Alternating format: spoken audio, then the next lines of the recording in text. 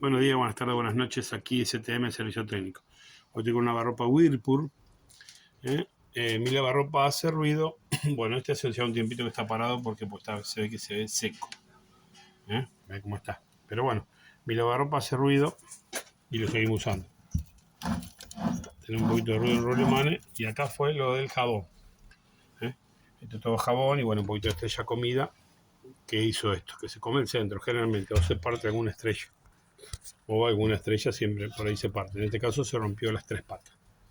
Bueno, hay que hacer el mantenimiento, acuérdense siempre. Y esto es plástico. Pedacito de plástico. ¿Dónde sale este pedacito de plástico? De acá. Al menos esta cuba no se ve rota, como otra que tuve que reparar. Bueno, esto así. Seguramente también lo tengan en el desagote, donde está la bomba, donde sale el filtro. Bueno, si ustedes ven pedacito de hilito así.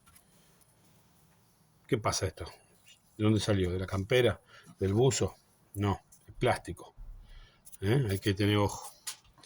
Pero bueno, ahí está, hay que hacer cambio de estrella, rodamiento retén y sale en marcha. Si te gustó el video, déjame un me gusta, suscríbete o haceme algún comentario. Gracias.